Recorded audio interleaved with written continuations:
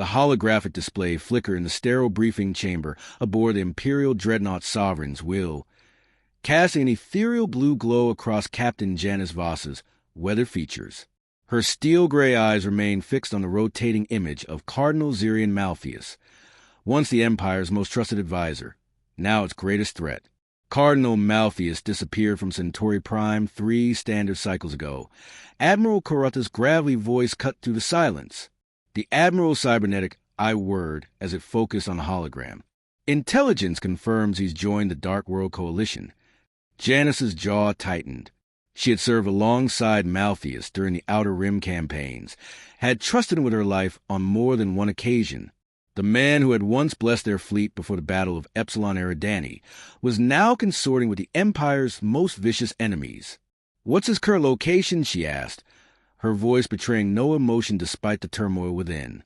"That's the problem, Captain. We don't know." Admiral Koroth manipulated the holographic controls, and the image shifted to show a star chart of the Forbidden Sector. He could be anywhere in Dark World territory. But that's not our primary concern. The Admiral paused. "Is organic. I'm meeting Janice's gaze. Malpheus has access to the hegemony codes." A chill ran down Janice's spine. The hegemony codes were the master keys to every Imperial system, defense networks, communication arrays, fleet coordination protocols. In the wrong hands, they could cripple the Empire's ability to defend itself. "Every moment he remains alive increases the risk of total systemic compromise," the Admiral continued. "The High Council has authorized a Black Protocol elimination. No capture, no interrogation, complete termination." Janice had executed Black Protocol missions before, but never against someone she had considered a friend. "What resources do I have?" "The stealth corvette Shadow's Edge and a hand-picked crew of 6. The ship has been fitted with the latest phase cloak technology, theoretically undetectable by Dark World sensors." Karotha's cybernetic eye clicked. "Theoretically? And if I'm detected in Dark World space? Then this conversation never happened, Captain. The Empire will disavow all knowledge of your mission." Janice nodded grimly. She had expected as much. Black Protocol operations existed in the shadowy spaces between official Imperial policy and necessary action. Heroes who succeeded became legends whispered in the halls of the Imperial Academy. Those who failed simply vanished from history. "I'll need the personnel files of my team," she said. "Already uploaded to your command tablet." Koroth gestured to the sleek device on the table between them. "You depart in 6 hours. May the Empire's light guide you, Captain." As the Admiral's image faded, Janice found herself alone with the still-spinning hologram of Cardinal Malpheus. His angular features and piercing violet eyes had once radiated wisdom and compassion. Now, they seemed to mock her from across the digital divide. She had sworn an oath to protect the Empire from all enemies, foreign and domestic. It appeared that oath would now require her to kill a man she had once called friend. The Shadow's Edge was a marvel of Imperial engineering, sleek, angular, and deadly. Its hull was composed of metamorphic alloys that could shift their molecular structure to absorb sensor scans, while its phase cloak generator could briefly shift the entire vessel out of normal space-time. Janice walked through the ship's corridors, reviewing the dossiers of her handpicked team. Each member had been selected for their unique skills and unwavering loyalty to the Empire. Lieutenant Commander Rex Thorne served as her first officer, a veteran of the Rim Wars with an uncanny ability to think like the enemy. His tactical mind had saved countless Imperial lives during the siege of Proxima Station. Chief Petty Officer Zara Kim handled technical operations. The young woman's cybernetic implants allowed her to interface directly with ship systems, making her faster than any conventional operator. She had personally designed the infiltration protocols they would use to breach Dark World defenses. Sergeant Major Dex Hawkins led the military contingent, a grizzled Marine whose augmented physiology made him a one-man assault force. His record showed 17 successful stealth missions behind enemy lines. Dr. Elena Vance served as both medical officer and xenobiologist. Her expertise would prove crucial if they encountered the exotic alien species that served the Dark World Coalition. Navigator Soren Blackwood was perhaps the most important member of the team. His ability to plot hyperspace routes through the chaotic gravitational anomalies of the Forbidden Sector was legendary among Imperial Fleet personnel. Finally, there was Corpsman Yuki Tanaka, communications specialist and electronic warfare expert. Her job would be to ensure their transmissions remained undetected while gathering intelligence on Malthus's whereabouts. As Janice entered the ship's bridge, she found her crew running final system checks. The Shadow's edge hummed with barely contained energy, its fusion reactor spinning up for departure. "Status report," she called out. "All systems green, Captain," Lieutenant Commander Thorne replied from the tactical station. "Phase cloak generator is functioning within optimal parameters.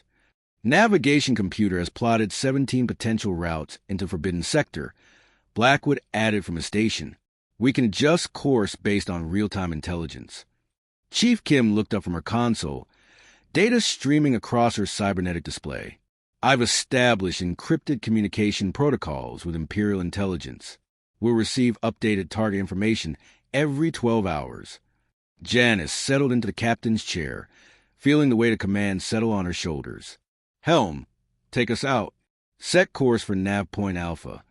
The Shadow's edge slipped away from the Imperial fleet, like a ghost, its engines barely registering on sensors. Within minutes, they had reached the hyperspace jump point. Jumping in 3, 2, 1, reality twisted around them as the ship entered hyperspace, stars stretching into brilliant lines before fading into the swirling chaos of the alternate dimension. They were committed now. There would be no turning back until their mission was complete. As the ship settled into its hyperspace trajectory, Janice called her senior staff to the briefing room. The holographic star chart showed their destination. The Erebus Nebula, a massive cloud of dark matter and exotic radiation that served as the primary border between Imperial and Dark World space. Intelligence suggests Malthus is operating from somewhere within the nebula, Janice began. The radiation makes long-range scanning impossible, so we'll have to search manually. How many Dark World installations are we talking about? Sergeant Hawkins asked. At least 40 confirmed bases, possibly twice that number. Thorne manipulated the display, highlighting known enemy positions. Pirates, slavers, rogue military units, and worse. The nebula is where civilization goes to die. Dr. Vance frowned at the data. The radiation levels alone should be lethal to most humanoid species. How are they surviving in there? Dark World biotechnology. Janice replied grimly. They've learned to adapt their physiology to hostile environments. We'll be operating at a significant disadvantage. Chief Kim's cybernetic implants flickered as she processed tactical data. "I can modify our sensor arrays to penetrate the radiation, but it will reduce our stealth capabilities." "Do it," Janice ordered. "Finding Malthus is our primary objective. Everything else is secondary." Navigator Blackwood pulled up trajectory calculations. Transit time to the nebula is 72 hours at current speed. We could push the engines harder, but it would increase our sensor signature. Maintain current speed. Use the time to prepare for infiltration. Janice stood, signaling the end of the briefing. "We get one chance at this, people. Malthus knows our capabilities, our tactics, our weaknesses. He'll be expecting us." As her crew dispersed to their duties, Janice remained in the briefing room, staring at the holographic image of the Erebus Nebula. Somewhere within that swirling mass of dark energy, a traitor was planning the Empire's destruction. She would stop him, no matter the cost. The Erebus Nebula loomed before them like a cosmic wound, a vast region of space where light itself seemed to die. Twisted filaments of dark matter spiraled through clouds of exotic radiation, creating an ever-shifting maze that defied conventional navigation. "Readings are off the charts, Captain," Chief Kim reported from her station. "Electromagnetic interference is scrambling most of our sensors." Janice studied the tactical display, watching as ghostly sensor echoes flickered in and out of existence. "Can you filter out the background radiation?" "Working on it." Kim's cybernetic implants glowed brighter as she interfaced directly with the ship's sensor array. I'm getting clearer readings, but our stealth field is compromised. We're visible to anyone looking hard enough." "Understood." Navigator, plot a course through the densest radiation clouds. If we can't hide, we'll have to rely on the nebula itself for concealment. Blackwood's fingers danced across his controls. Course laid in, Captain. Following the gravitational currents should keep us away from the major shipping lanes. As the Shadow's Edge entered the nebula, the stars outside faded to dim points of light, filtered through layers of cosmic dust. The ship's hull groaned under the stress of exotic radiation bombardment, and warning lights flickered across multiple consoles. Hull integrity holding at 92%, Thorne reported. Radiation shielding is compensating, but we're taking cumulative damage. Dr. Vance looked up from her medical scanner. I'm detecting elevated radiation levels throughout the ship. Nothing immediately dangerous, but prolonged exposure could cause cellular degradation. How long do we have? Janice asked. At current levels, perhaps a week before serious health effects manifest. Less if the radiation intensity increases. Janice nodded grimly. They would have to work fast. For the next 18 hours, they moved deeper into the nebula, following a winding path between radiation storms and gravitational anomalies. Chief Kim worked continuously to enhance their sensors, gradually building a clearer picture of their surroundings. Contact, she announced suddenly. Bearing 27 Mark IV. Large artificial structure, approximately 15 kilometers in length. The main screen shifted to display their first glimpse of Dark World architecture, a twisted amalgamation of metal and organic matter that seemed to pulse with its own malevolent life. Bony spikes protruded from a central hull, while serpentine appendages writhed in the cosmic wind. Definitely not Imperial construction, Dr. Vance observed with obvious distaste. Battle stations, Janice ordered, all hands to alert status. The crew moved with practiced efficiency, bringing weapons online and raising defensive shields. The Shadow's Edge might be a stealth vessel, but it carried enough firepower to destroy a small fleet. I'm detecting multiple life signs aboard the station, Kim reported. At least 300 individuals, various species. Energy readings suggest heavy defensive systems. Any sign of Malthus? Negative, but there are several high-energy compartments that could be shielded against scanning. Janice weighed their options. They could attempt a direct assault, but that would alert every Dark World facility in the sector. Alternatively, they could try infiltration, but the alien architecture would make covert movement extremely difficult. Sergeant Hawkins, what's your assessment? The Marines studied the tactical display. The station's design favors defensive operations. Multiple choke points, overlapping fields of fire. A frontal assault would be costly, even with our superior firepower. Infiltration it is. Janice turned to Kim. Can you hack their security systems? Possibly. Dark World encryption is based on biological algorithms, very different from our quantum protocols. I'll need time to adapt my interface systems. How long? 6 hours minimum. Too long. They might detect us before then. Janice studied the station's configuration, noting the docking bays at dotted hull. What about a boarding operation? Small team, minimal detection footprint. Thorne highlighted potential entry points on the display. These ventilation shafts appear to be undefended. If we could get a team inside, the biological components of the station might react to foreign organisms, Dr. Vance warned. We could trigger immune responses that would expose our presence. Or worse, Kim added, some Dark World installations are semi-sentient. The station itself might hunt us. Janice felt the weight of command pressing down on her. Every option carried significant risks, but inaction was not an alternative. Malthus could be using every moment they delayed to cause further damage to Imperial interests. We'll use a combination approach, she decided. Kim, begin working on their security systems. Meanwhile, Hawkins and I will lead a reconnaissance team aboard the station. If Malthus isn't here, we might find intelligence pointing to his location. Captain, regulations require... Thorne began. Regulations are suspended for Black Protocol operations. Janice cut him off. You have command while I'm away. If we're not back in 4 hours, abort the mission and return to Imperial space. Thorne's expression showed his disagreement, but he nodded acceptance. Understood, Captain. As Janice prepared for the infiltration mission, She couldn't shake the feeling that they were walking into a trap.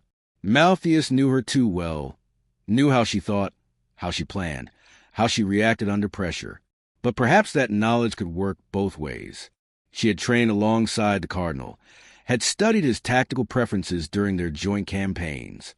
If anyone could predict his movements, it would be her. The hunt was about to begin. The boarding pod's hull scraped against twisted metal as it settled into a docking bay carved from living tissue. Janice checked her weapons one final time. Pulse rifle, plasma grenades, and the monomolecular blade that had served her through a dozen battles. Beside her, Sergeant Hawkins performed his own equipment check.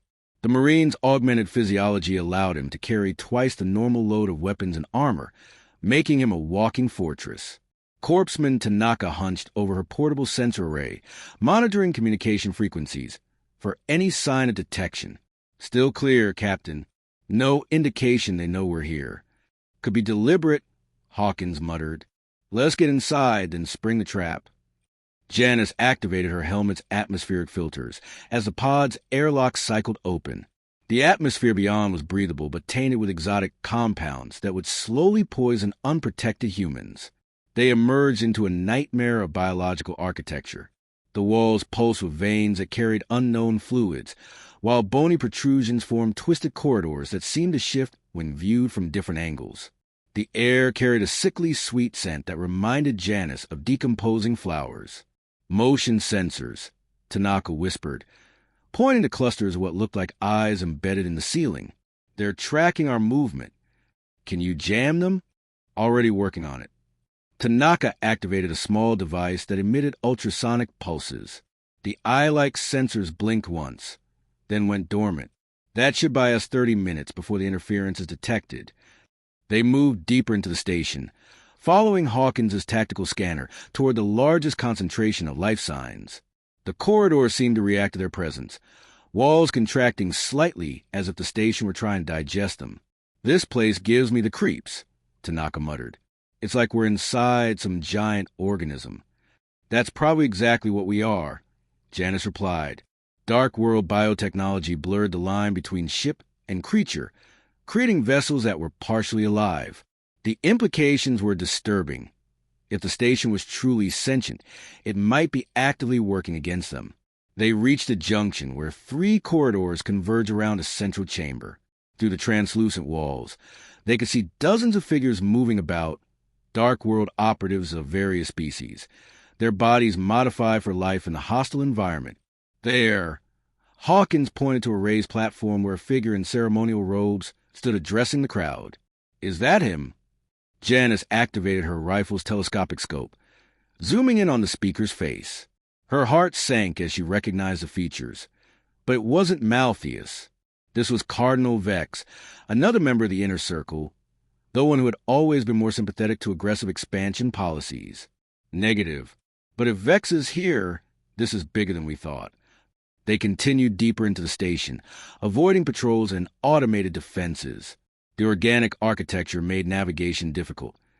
Corridors that appeared straight on their maps curved in three-dimensional space, while rooms seemed to resize themselves when no one was looking.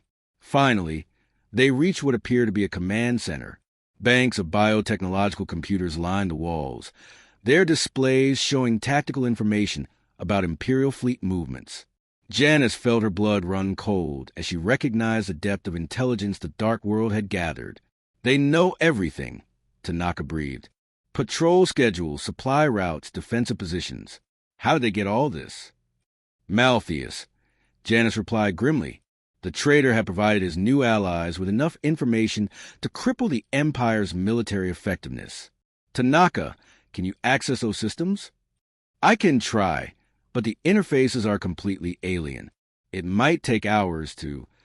Captain. Hawkins's voice carried a note of urgency. We've got company.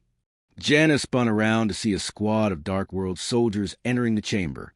Their leader was clearly once human, though extensive biomodification had given him chitinous armor plates and multiple arms. His compound eyes fixed on intruders with predatory intelligence. Imperial operatives, the creature hissed. You are far from home. Not as far as you might think, Janice replied, raising her weapon. The battle erupted in a chaos of energy blasts and exotic weaponry. Hawkins's augmented reflexes allowed him to dodge attacks that would have killed an unmodified human, while his return fire punched through Dark World armor with devastating effect. Tanaka dug behind a bank of organic computers, her portable jammers disrupting the enemy's targeting systems. "I've got partial access to their network," she called out. "Downloading tactical data now." Janice ducked under a stream of acid projectiles, returning fire with her pulse rifle. The Dark World soldiers were tough, their biomodified bodies shrugging off hits that would have dropped regular troops. But Imperial weapons were designed for exactly this type of encounter. "Download complete," Tanaka announced. "But we need to go now." "I'm detecting massive movement throughout the station. They're mobilizing everything they have." The trio fought their way back to the organic corridors, now fully active with hostile defenders. The station itself seemed to be trying to stop them. Walls contracted to block passages, while acidic secretions made surfaces treacherous. "This way," Hawkins called out, blasting through a wall with his plasma cannon. They emerged into the docking bay just as their boarding pod's engine spun up. "Extraction ready," came Thorne's voice over the comm. "Get aboard. We're detecting multiple ships converging on your position." They barely made it to the pod before the docking bay filled with Dark World soldiers. As they lifted off, Janice caught a glimpse of the forces arrayed against them. Dozens of bioships that defied classification, their hulls writhing with alien life. "Analysis of the downloaded data," she ordered as they raced back toward the Shadow's edge. Tanaka's fingers flew over her portable computer. "Good news and bad news, Captain. The good news is we have confirmed intelligence on Malthus's location. And the bad news? He's not in some hidden base. He's aboard the Dark World's primary command vessel, the Leviathan. It's their equivalent of an Imperial dreadnought, but..." Tanaka's voice trailed off. "But what?" "According to this data, the Leviathan isn't just a ship. It's a spacefaring creature the size of a small moon, bioengineered for warfare. Conventional weapons are useless against it." Janice stared at the tactical display as the horrifying truth sank in. They weren't just hunting a traitor. They were being drawn into a confrontation with one of the most powerful entities in Dark World space. And somehow, she suspected that was exactly what Malthus wanted. The Shadow's edge hung in the gravitational shadow of a dead planet, its hull scarred by radiation exposure and enemy fire. On the main screen, long-range sensors displayed their target, a creature so vast it defied comprehension. The Leviathan drifted through space like a living asteroid, its kilometer-thick hide pulsing with bioluminescent patterns. Weapon emplacements that looked like massive organs dotted its surface, while smaller ships swarmed around it like parasites feeding on a whale. "Tactical analysis complete," Thorne reported, his voice grim. "The creature measures approximately 80 kilometers in length, with an estimated mass of 6 trillion tons. Energy readings suggest it's drawing power from quantum vacuum fluctuations." Dr. Vance looked up from her biological scanner. "The life sign readings are off the charts. This thing isn't just alive, it's hyper-alive. Its neural complexity rivals a small civilization. How do we get inside?" Janice asked, though she dreaded the answer. Chief Kim manipulated the sensor display, highlighting potential entry points. There are what appear to be docking bays along the ventral surface, but they're heavily defended. Alternatively, these pore-like openings might allow smaller craft to enter, but we'd be traveling through the creature's circulatory system. That's assuming it doesn't decide we're an infection and send antibodies to destroy us, Dr. Vance added. Navigator Blackwood was running calculations on his console. "There's another problem, Captain. The creature's gravitational field is disrupting local space-time. Hyperspace jumps are impossible within 50,000 kilometers. So once we go in, we fight our way out," Hawkins observed. "I've had worse odds." Janice studied the tactical display, her mind racing through possibilities. A direct assault was suicide. The Leviathan's weapons could vaporize their ship in seconds, but perhaps stealth could succeed where force would fail. "Kim, can you modify our phase cloak to match the creature's bioelectric field?" "Possibly. If I can get close enough to sample its neural patterns, I might be able to create a camouflage effect. The Leviathan would perceive us as part of its own body, How close? Within 10 kilometers. Any farther, and the readings won't be accurate enough. Janice made her decision. Do it. Blackwood. Plot an approach vector that keeps us in the sensor shadows of those escort ships. We'll use them as cover until we can get close enough for Kim to work her magic. The shadow's edge moved like a ghost through the void, slipping between the dark world escorts that circled the massive creature. Each ship was a work of biotechnological art, predatory forms that seemed to hunger for battle. We're being scanned, Tanaka reported. Multiple sources, various frequencies. So far, our stealth field is holding. 8 kilometers to the target, Blackwood announced. Gravitational effects are increasing. I'm having trouble maintaining core stability. Chief Kim's cybernetic implants blaze with activity as she sampled the Leviathan's bioelectric field. This is incredible, she breathed. The neural activity patterns are like nothing I've ever seen. It's not just intelligent, it's transcendent. Can you match our field harmonics to its signature? Working on it. Got it. We should now appear as a cluster of nerve cells to the creature's immune system. As they drew closer, the true scale of the Leviathan became apparent.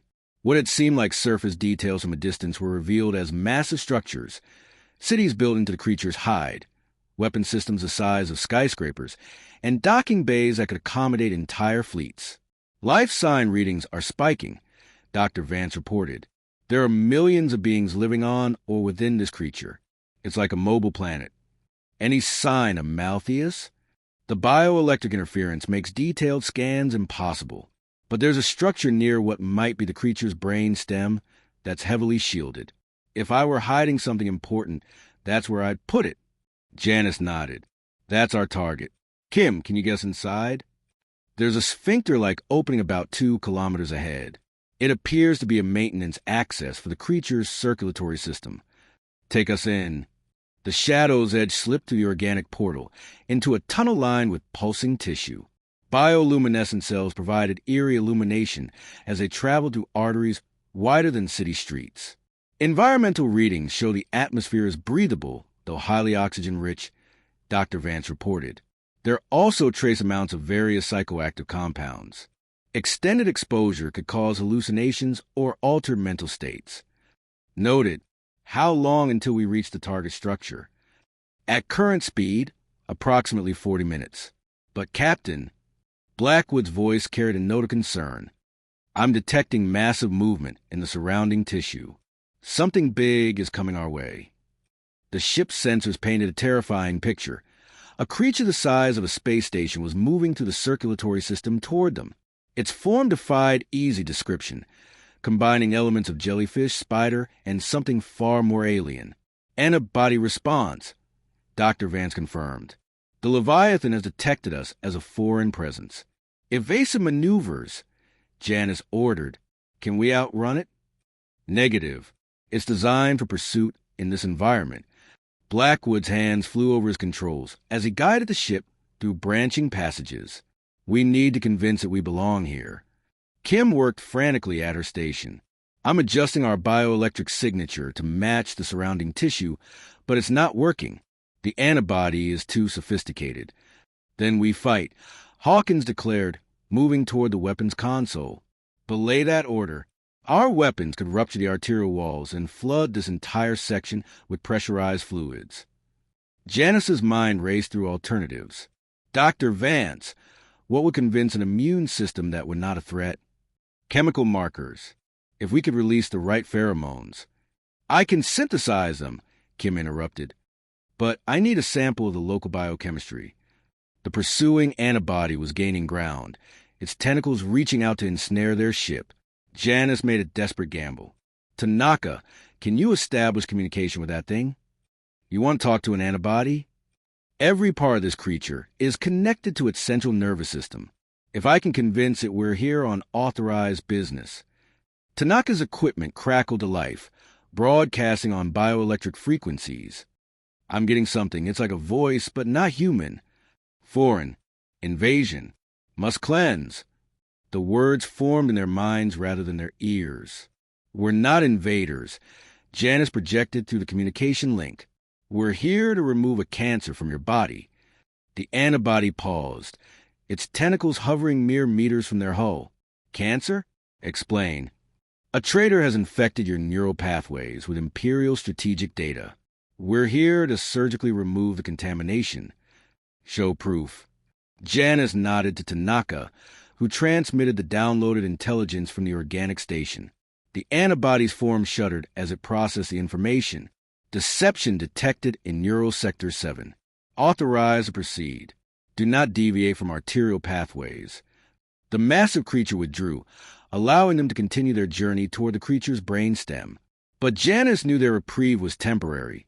Once Malthus realized they were aboard, the entire Leviathan would turn against them. They had perhaps an hour before the hunt truly began.